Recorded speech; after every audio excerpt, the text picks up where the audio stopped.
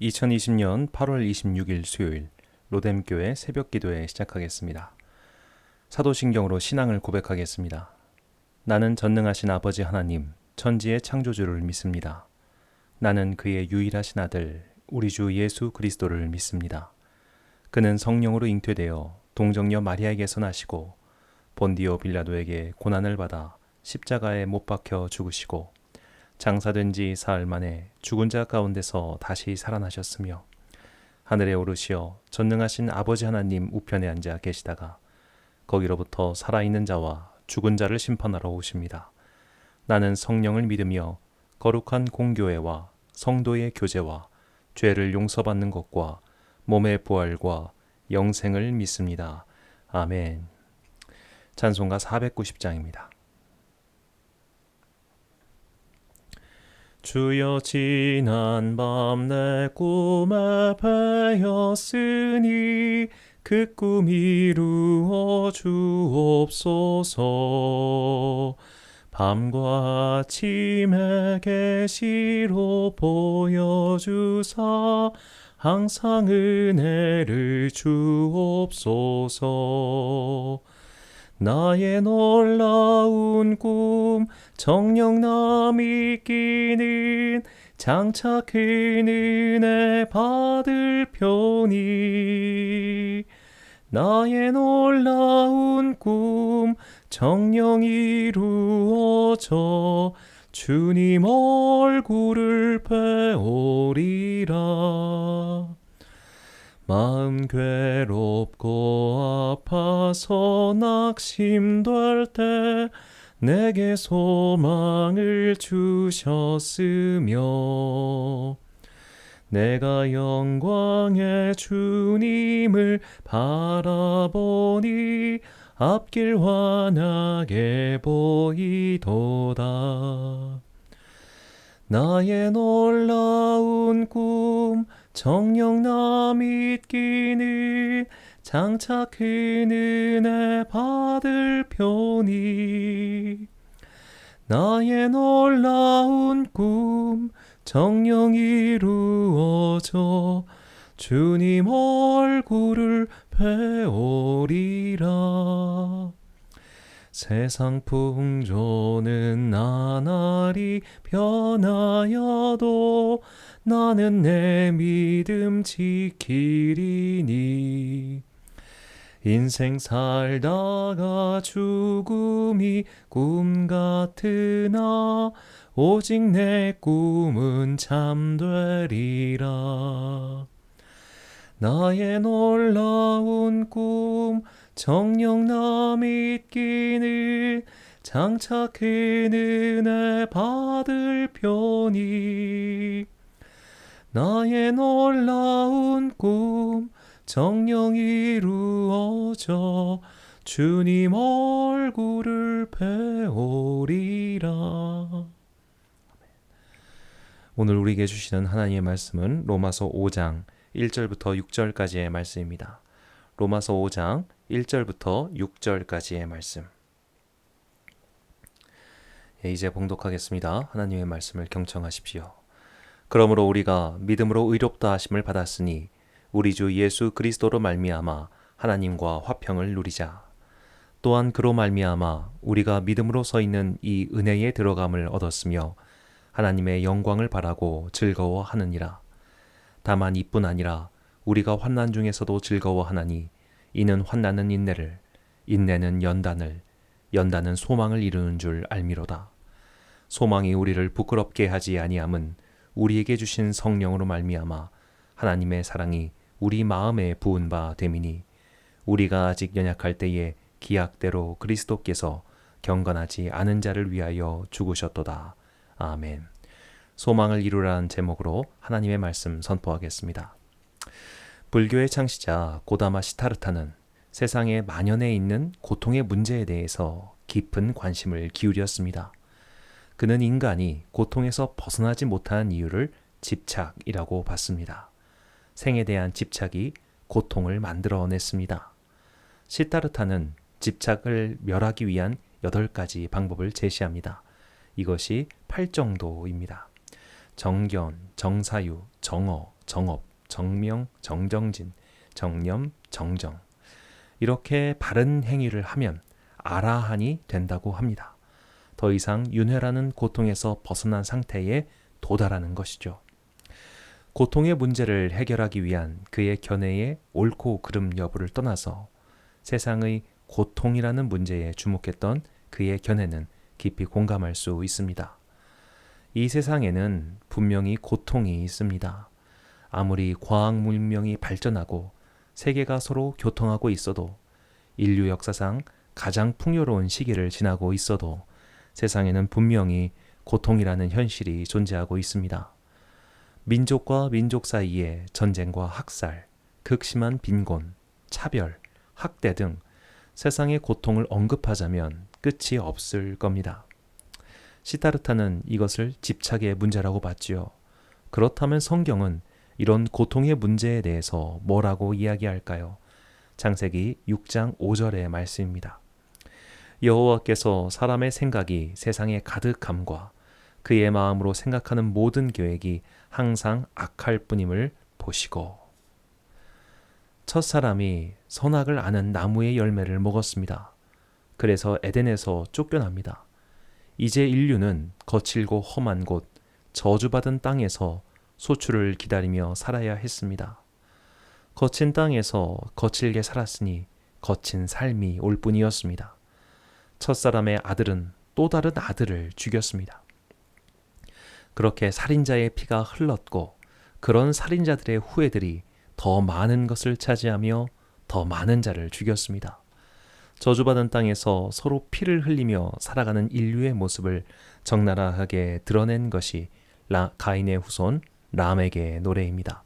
창세기 4장 23절과 24절의 말씀입니다. 람에게 아내들에게 이르되 아다와 실라여 내 목소리를 들으라. 람에게 아내들이여 내 말을 들으라. 나의 상처로 말미암아 내가 사람을 죽였고 나의 상함으로 말미암아 소년을 죽였도다. 가인을 위하여는 벌이 7배일진데 라멕을 위하여는 벌이 70배의 일이로다 하였더라. 사람을 죽이고도 보무도 당당합니다. 남의 것을 빼앗고도 그리도 당당합니다. 이것이 인류의 실태였습니다. 하나님께서는 인간의 속에 있는 것도 악이요 그 안에서 나오는 것도 악임을 보셨습니다. 이렇게 악을 품고 악을 내뿜는 인간 세상은 어떻게 변했을까요? 환난이 가득한 곳이 되어버렸습니다. 시편 10편 1절의 말씀입니다. 여호와여 어찌하여 멀리 서시며 어찌하여 환난 때에 숨으시나이까. 여기서 환난이라고 번역한 히브리어 바초레트는 결핍, 부족이라는 뜻입니다. 저주받은 땅은 적은 소출을 냈습니다. 그 적은 소출을 가지고 인간은 싸우기 시작합니다. 피가 흘렀습니다. 그래서 누군가는 더 많이 가져가는 동안 누군가는 없어서 죽었습니다. 악이 들어와서 이 세계를 결핍과 부족의 상태로 만들었습니다. 이것이 환난이고 고통입니다. 부족하기 때문에 싸움이 발생합니다. 부족하기 때문에 누군가를 해치고 빼앗고 도둑질합니다. 영국의 철학자 토마스 홉스는 이런 세상을 가리켜 만인에 대한 만인의 투쟁이라고 말했습니다. 모두가 경쟁자이고 모두가 싸워야 할 대상인 상태죠. 인간 세상은 무질서에서 질서를 구축하고 다시 무질서로 빠지는 일을 반복해 왔습니다. 현대에도 마찬가지입니다. 좀 더 세련되어 보이고 좀 더 깔끔해 보일 뿐 그 본질은 달라지지 않았습니다. 한정된 자원을 두고 경쟁합니다. 한정된 부를 조금이라도 더 갖기 위해서, 더 편해지기 위해서 우리는 여전히 다투고 경쟁합니다. 환란의 상태입니다. 이것이 세상 나라의 속성입니다. 그러나 하나님 나라는 그렇지 않습니다. 하나님 나라는 부족함이 없는 나라입니다. 요한계시록 21장 4절의 말씀입니다. 모든 눈물을 그 눈에서 닦아주시니 다시는 사망이 없고 애통하는 것이나 곡하는 것이나 아픈 것이 다시 있지 아니하리니 처음 것들이 다 지나갔음이러라. 아멘. 부족함이 없는 나라, 고통이 없는 나라, 눈물이 없는 나라가 예수님을 통해서 이미 왔으니 예수님을 믿고 그 나라의 백성이 되라. 이것이 하나님 나라의 복음입니다. 이 복음을 믿는 사람은 행복하고 즐거워합니다. 만인이 만인에 대한 투쟁 같은 이 세상에서 해방되어 진정한 평화와 만족, 충만의 세계로 들어갈 것이기 때문입니다. 오늘 본문 2절 말씀을 읽겠습니다. 또한 그로 말미암아 우리가 믿음으로 서 있는 이 은혜에 들어감을 얻었으며 하나님의 영광을 바라고 즐거워하느니라. 하나님 나라에 들어갈 자격을 얻었습니다. 당연히 기뻐해야죠. 이 아픔과 고통, 부족함, 궁핍함, 눈물과 결핍이 끝나고 마침내 처음 것이 다 지나간 나라에 들어갈 수 있는데 당연히 기뻐해야죠. 그런데 이 기쁨의 말씀에 이어서 사도 바울은 환난을 이야기합니다. 본문 3절과 4절 말씀입니다. 다만 이뿐 아니라 우리가 환난 중에도 즐거워하나니 이는 환난은 인내를, 인내는 연단을, 연단은 소망을 이루는 줄 알미로다. 어째서 사도는 하나님 나라 구원의 기쁨을 이야기하면서 곧이어 환난을 언급할까요? 하나님 나라는 이미와 아직 사이에 있기 때문입니다. 예수님께서는 분명히 하나님 나라는 당신의 도래와 함께 왔다고 말씀하셨습니다. 성령님께서는 우리의 마음에 이 하나님 나라의 믿음을 심어 주십니다.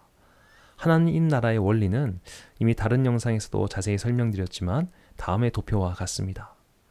하나님 나라와 현실 세계, 우리는 그 사이 교집합 속에서 살아가고 있습니다. 그러다 보니 우리도 헷갈리는 겁니다. 세상의 결핍을 볼 때마다 나도 지금 저기 있어야 하는 거 아닌가? 저기 안 있으면 미끄러지지 않을까 하는 생각이 듭니다. 마치 비유하면 전쟁이 난다는 소문이 돌자 물이랑 라면 사재기 하는 것과 비슷합니다. 다들 사는 것 같으니 불안한 마음에 나도 저기에 가서 물건을 사재기 하는 것이죠. 하나님 나라의 원리는 간단합니다. 나눔과 배려, 사랑과 헌신입니다. 너가 가진 것을 나누라. 그리고 너가 나눠준 만큼, 너가 손해본 만큼 내가 채워주겠다. 이것이 하나님의 말씀이며 하나님 나라의 핵심 원리입니다. 레위기 25장 20절에서 21절 말씀입니다. 만일 너희가 말하기를 우리가 만일 7째 해에 심지도 못하고 소출을 거두지도 못하면 우리가 무엇을 먹으리요 하겠으나 내가 명령하여 6째 해에 내 복을 너희에게 주어 그 소출이 3년 동안 쓰기에 족하게 하리라. 안식년에 대한 주님의 말씀입니다. 안식년은 땅을 쉬게 해주는 율법입니다. 그렇게 휴지기를 주면 앞으로 뭐 먹고 살란 말입니까? 라고 생각이 들거든 걱정하지 마라. 내가 너희가 먹고 쓸 것을 다 마련해 줄 것이다. 이것이 하나님의 말씀입니다. 하나님께서는 이런 하나님 나라의 원리를 이스라엘 백성이 배우고 훈련할 수 있도록 만나의 은혜로 내려주셨습니다. 광야에서 그들이 만난 만나는 하루에 한 번, 하루 분량만 거둘 수 있습니다.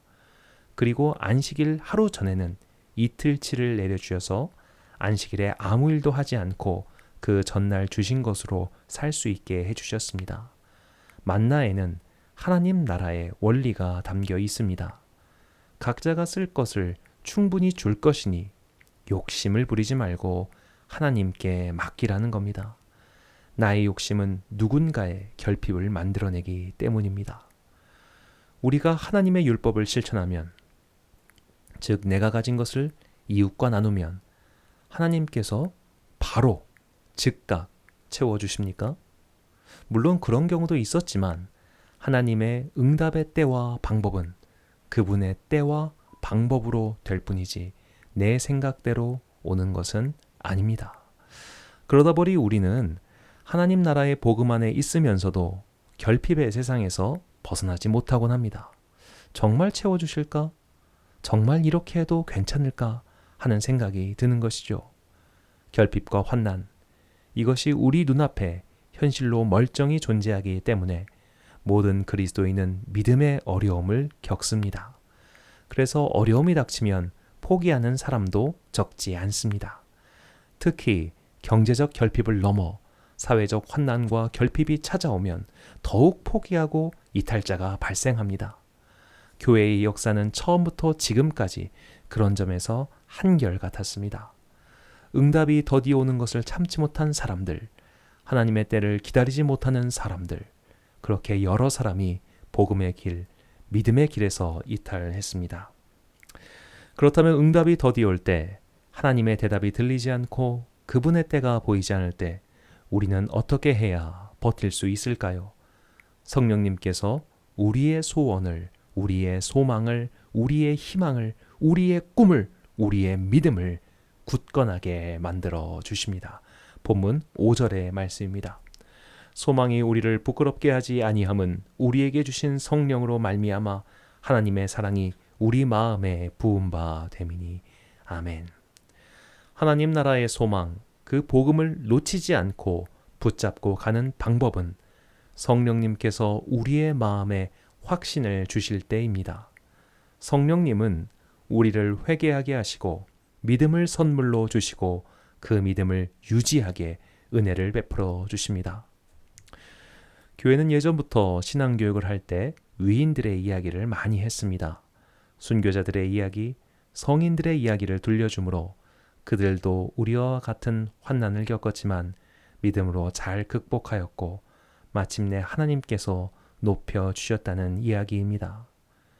2020년 8월을 사는 우리에게 코로나19 바이러스라는 재난은 분명히 미증유의 것입니다. 그러나 훗날 세월을 지나보면 이 또한 잘 지나가 있을 겁니다. 지금의 시간을 믿음으로 잘 극복할 때 우리의 신앙 후손들에게 물려줄 믿음의 이야기가 있지 않겠습니까?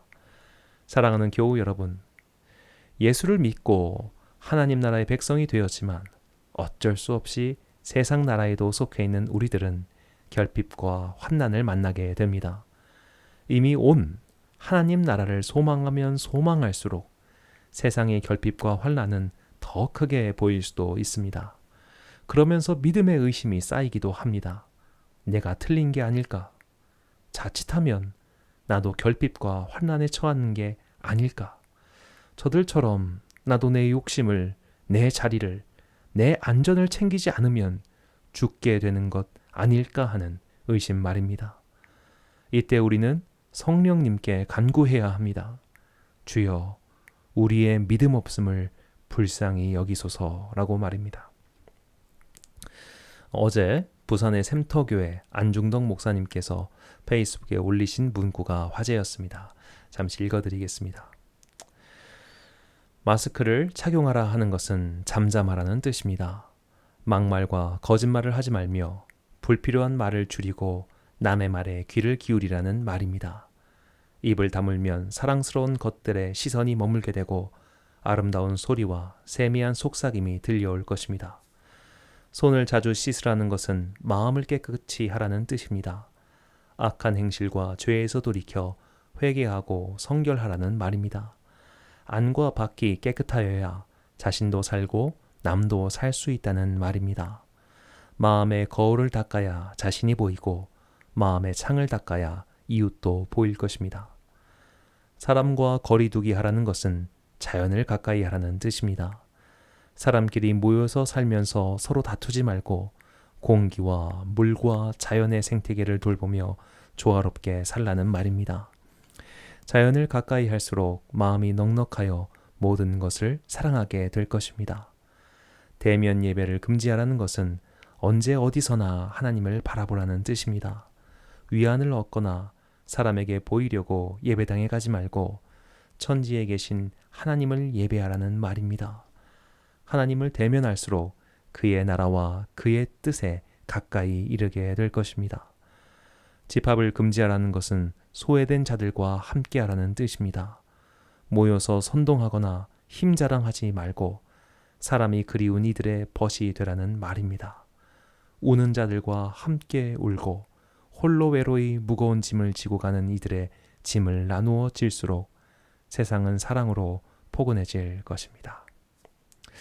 저는 이 문구 중에 언제 어디서나 하나님을 바라보라라는 말이 가장 마음에 와 닿았습니다. 그렇습니다.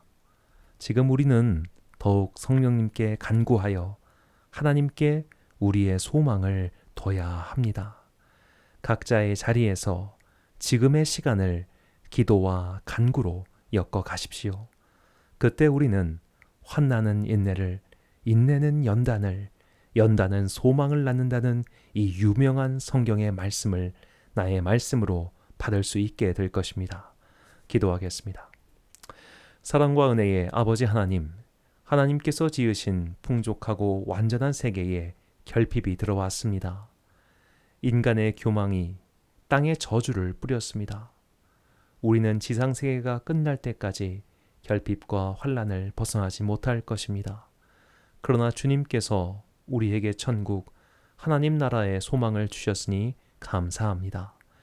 결핍이 없는 그 세상, 환난이 없는 그 세상, 고통이 없는 그 세상을 바라보며 오늘의 결핍과 환난을 극복하게 하옵소서. 이것은 내 힘과 의지로 될 수 있는 것이 아니니 주님의 영이신 성령님 우리 안에 오셔서 이 환난을 인내할 수 있는 믿음과 소망을 주옵소서. 하나님의 응답이 더디 온다고 이탈하지 않게 하소서.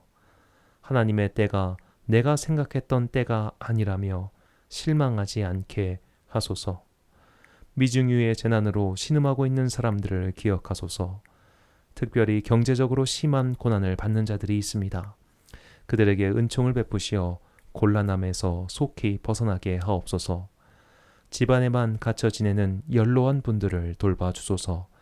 그들이 격리 생활 속에서 외로워하지 않도록 주변에서 따뜻한 사랑의 연락을 돌리게 하옵소서.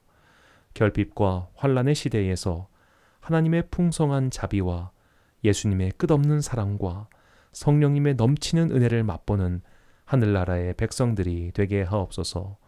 예수님의 이름으로 기도드립니다. 아멘. 주기도문 하심으로 새벽 기도를 마치겠습니다. 오늘도 각자의 처소에서 기도로 시작하는 여러분이 되시길 소망합니다. 하늘에 계신 우리 아버지, 아버지의 이름을 거룩하게 하시며 아버지의 나라가 오게 하시며 아버지의 뜻이 하늘에서 이루어진 것 같이 땅에서도 이루어지게 하소서.